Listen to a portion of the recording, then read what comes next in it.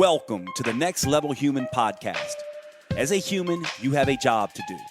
In fact, you have 4 jobs: to earn and manage money, to attain and maintain health and fitness, to build and sustain personal relationships, to find meaning and make a difference. None of these jobs are taught in school, and that is what this podcast is designed to do. To educate us all on living our most fulfilled lives through the mastery of these 4 jobs. I'm your host, Dr. Jade Teta, and I believe we are here living this life for 3 reasons and 3 reasons only: to learn, to teach, and to love.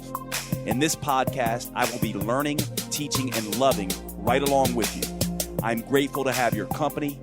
Here's to our next level.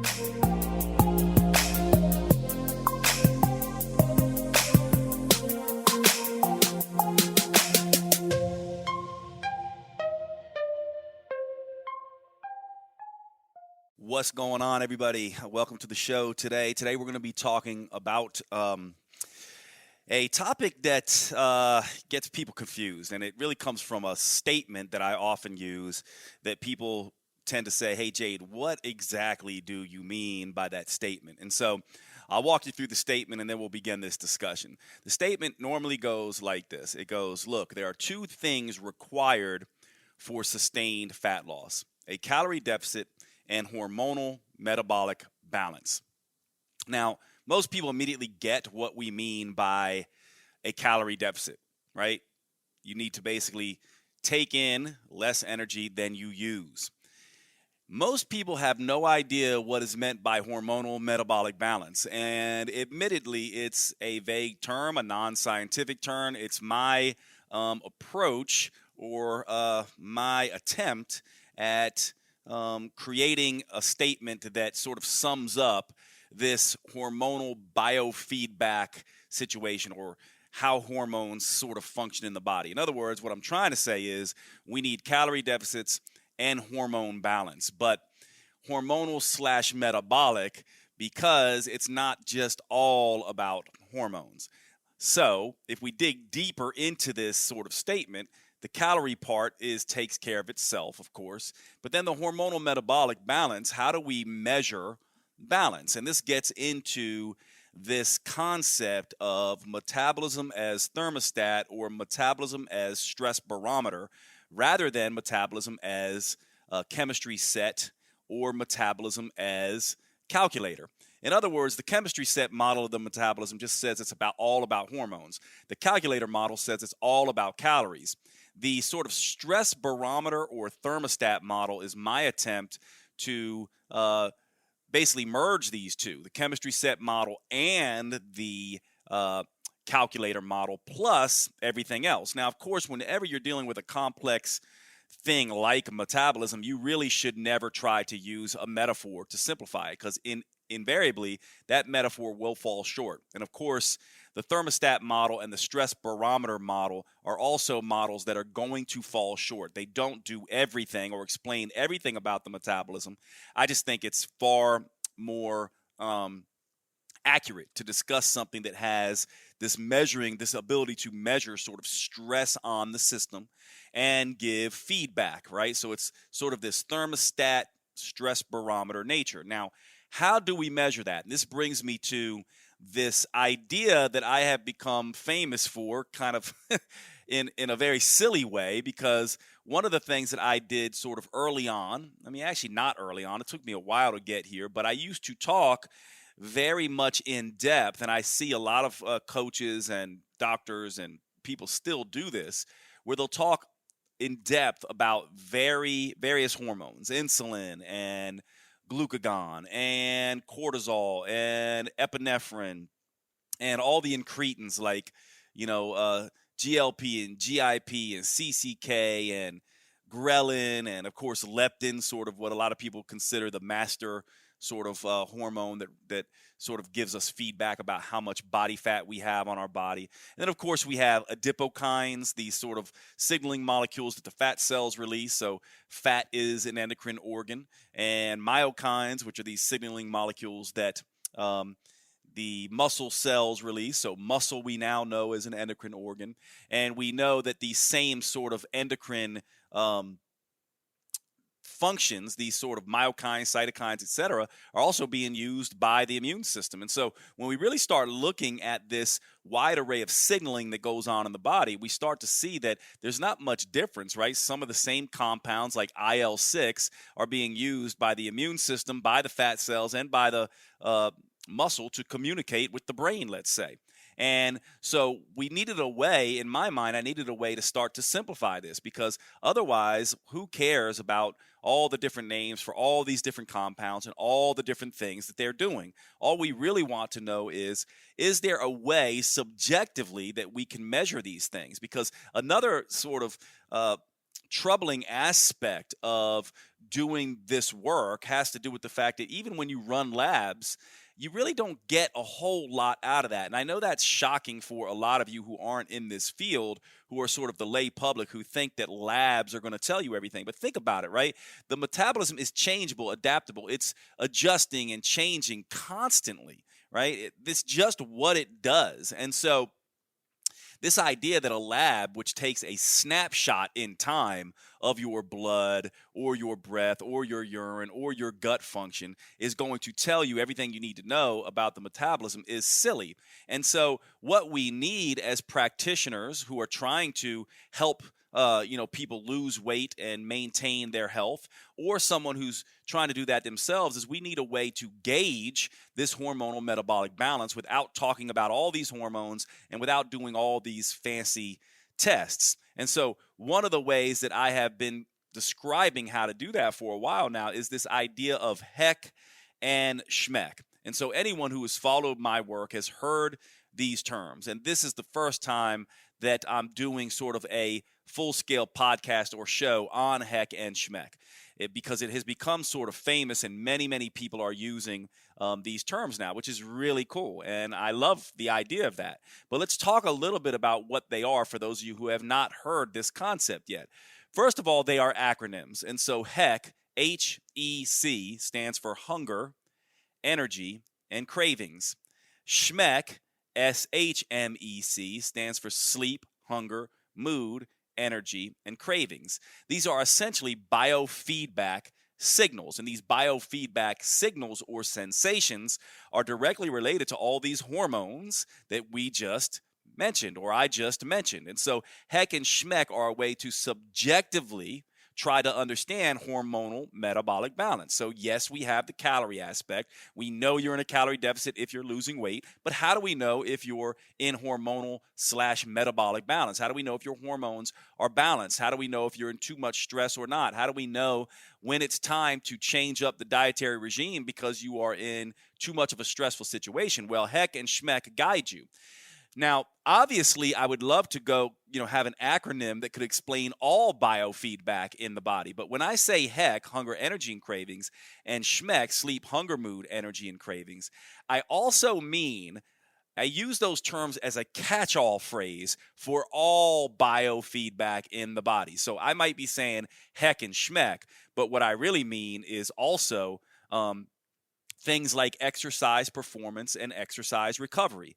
These things are directly related to things like energy and the ability for these hormones to speak to cells in your body, be released from muscle cells and the immune system and adipose tissue and communicate with the brain, etc. All these things are sort of released and impact the way we perform and the way we recover from that performance, right? And so hunger, energy, cravings, sleep, mood, yes, but also exercise performance and exercise recovery are very important biofeedback sensations for measuring the way we are responding to stress in our environment. And so when we say HEC and SHMEC, what we're really doing is we're saying, where is our stress barometer? Is it in the Goldilocks zone? Because we don't want too little stress, right? We don't want no stress on the system at all. Then we can't function or adapt and get better. But we don't want so much stress on the system that we can't recover. So we're really looking for that Goldilocks zone.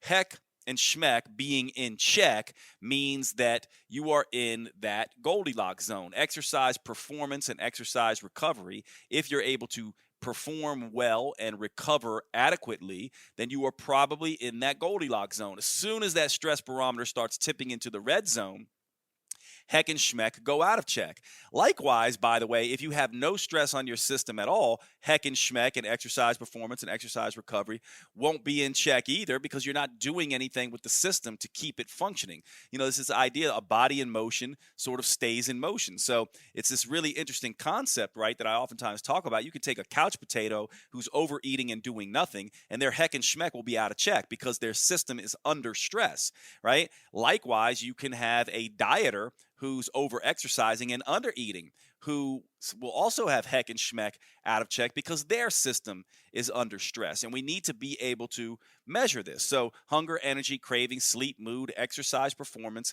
exercise recovery. Another aspect of HEC and SHMEC is this idea of libido, menses, and erection. So let's talk about this for just a minute. The idea here is that what is the major charge of the metabolism? Meaning, what is its major job? What's the whole point of metabolism in the first place? The whole point of metabolism is to process fuel.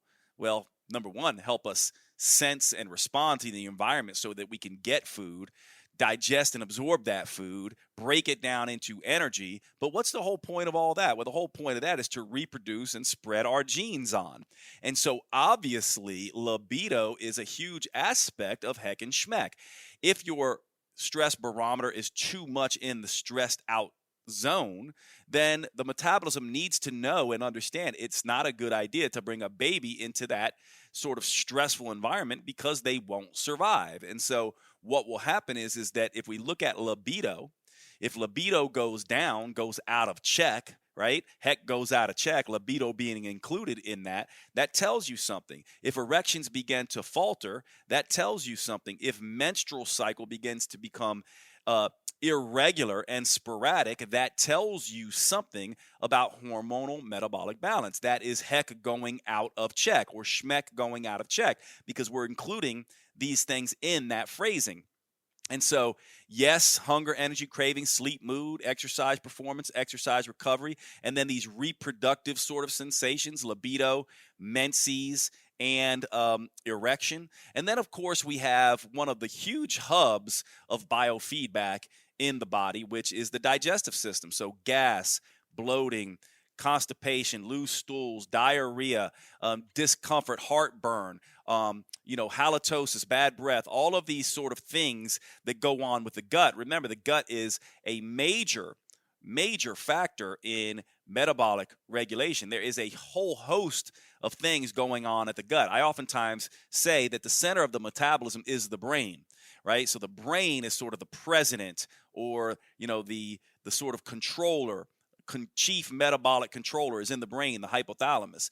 But sort of the five-star general or chief of state, basically, Secretary of State, would be the gut, in my opinion. This is the convergence of the nervous system and the endocrine system and the immune system, right? So we call this the neuroendocrine immune system, this whole connection. And most of that is going on at the level of the gut. So gut function is a really important aspect of HEC and SHMEC. So now we have hunger, energy, cravings, sleep, mood, exercise performance, exercise recovery, libido, menses, erection, and all these various ways of assessing digestive function: gas, bloating, heartburn, loose stools, diarrhea, constipation. All of these things become a really important window into hormonal metabolic balance. And then the final aspect of this is then just the signs and symptoms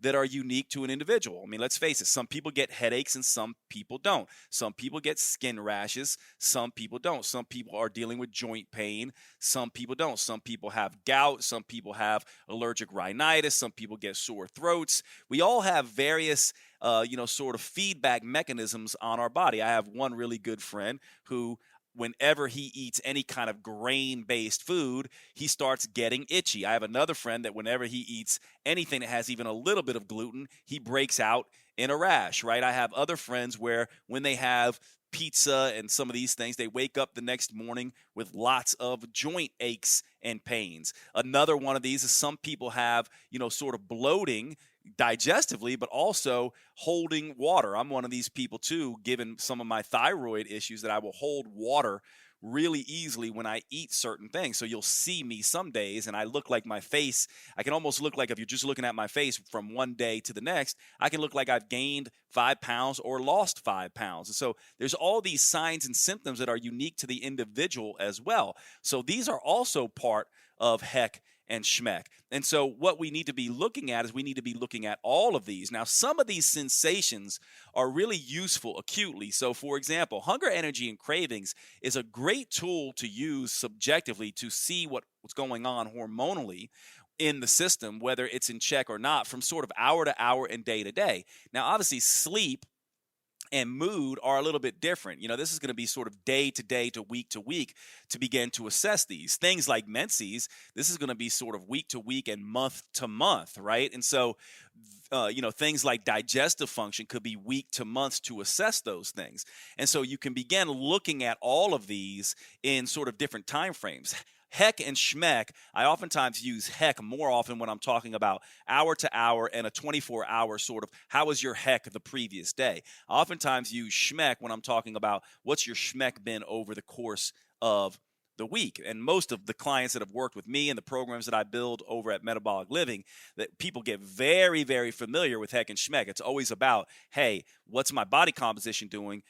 In other words, what are the calories doing? And what's my sort of hormonal metabolic balance doing, i.e. what's my HEC and SHMEC doing? And they start to understand very clearly that HEC and SHMEC is really a euphemism or a catch-all phrase for all of these things: exercise performance, exercise recovery, libido, erections, menses, digestive function, signs and symptoms of disease, skin rashes, etc. And so one of the things that you want to be getting very clear on is understanding when HEC and SHMEC, etc., are in check and when they're not. And one of the things here that comes up with a lot of people is they say, okay, Jade, I sort of get it. What I want to do is I want my HEC and SHMEC in check, because this tells me that my stress barometer is in the Goldilocks zone. My system, I have hormonal / metabolic balance, which means I can sustain whatever I'm doing, right? Like, obviously, if you're craving and you're hungry all the time, your energy is unpredictable and unstable, you're not going to be able to sustain that. So what you want to be doing first and foremost is getting HEC and SHMEC in check, and then you can begin to push on the metabolism a little bit from that point forward, and that is really, really important.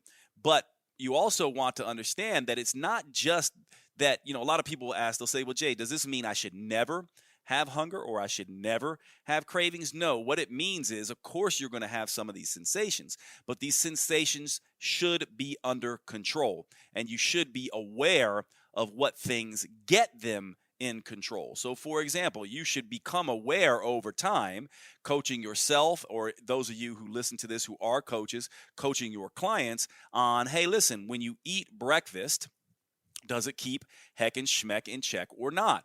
Like, is HEC in check? Do you find that you're craving and wanting, extra things at lunch and dinner as a result of what you had at breakfast? One of the great things about this tool is it helps you understand that meals are not separate from each other. They are dependent on each other. What you eat for breakfast can directly impact how much you eat, what you crave to eat for lunch, and vice versa, right? Like, for dinner, and what you eat or don't eat for dinner can influence how hungry you're going to be for breakfast. Another aspect of this too is that some people, think about it, right? Some people can miss breakfast and they end up over the course of that day eating less calories. Some people, though, eat breakfast and end up consuming more, or once they start to eat, it sets their HEC and SHMEC out of check, in a sense. And so once you start to understand this, you start to understand how I can manipulate the macronutrients and the content and the timing and the amounts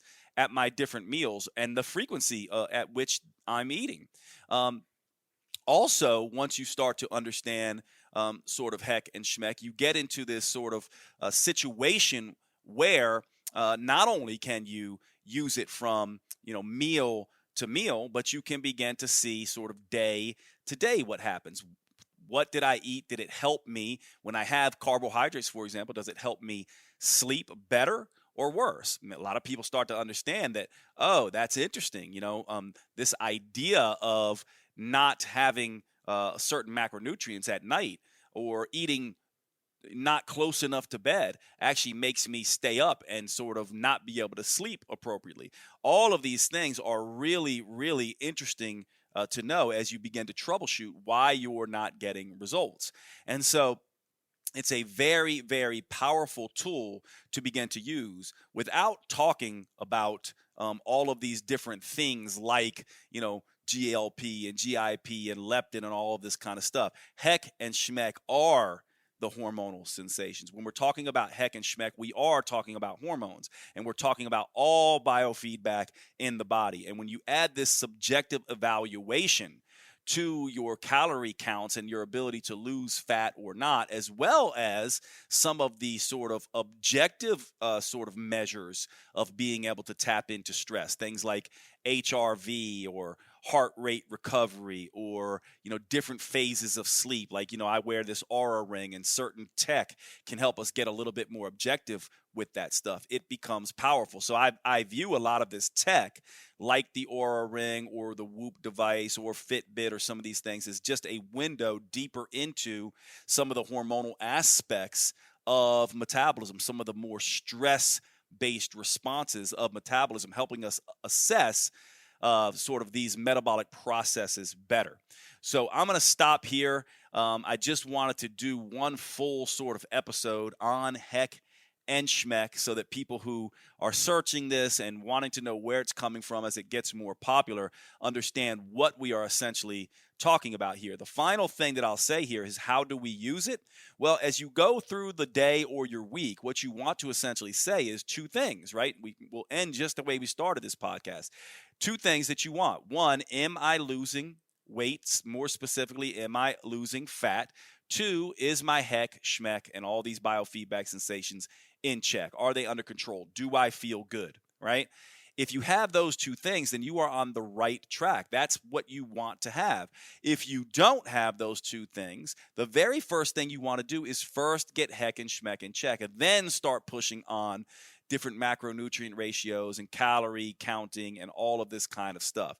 So if you're paying close attention, you'll see that, sort of HEC and SHMEC is sort of the intuitive sort of aspect of eating, and the calorie stuff or measuring body composition changes is sort of the more tracking, weighing, and measuring aspect of things. And these two things are not separate approaches. They are synergistic. And so these are the two things that you're constantly measuring and seeing how they are progressing. As soon as HEC and SHMEC change, and this is one of the key understandings of this, as soon as HEC and SHMEC go out of check, this is when you need to begin to change up the metabolism. This is an indication to you that whatever protocol or procedure you were using has now run its course, and you're going to need to do something else. And so if this is the first time you're hearing this, go back to, I think, episodes 11 and 12 of this podcast, and you'll learn about the different metabolic toggles and how to switch between those as HEC and SHMEC change. Because remember, the metabolism is not some static sort of entity that is just this predictable linear thing. It changes. So if you do eat less, exercise more, for any length of time, after about 7 to 14 days, HEC and SHMEC go out of check, and it starts to work against you. So wouldn't it be wonderful if you knew at what point it started to work against you? Well, now you have a tool to do that. HEC and SHMEC will begin to change and go in a negative direction. They will go out of check as that process begins to run its course. Then you can take, quote, a diet break or back off for a little bit, go back to an isocaloric level, go back to what I would call eat less, exercise less, or eat more, exercise more, which are more isocaloric in nature. They close that calorie gap, taking some of the stress off the system. Do that for a little while, then come back to eat less, exercise more, and you'll find that it is far more effective and appropriate to do things this way. This teaches you to work with your metabolism rather than constantly fighting against it. All right, I hope you enjoyed the show today, and I will see you at the next episode.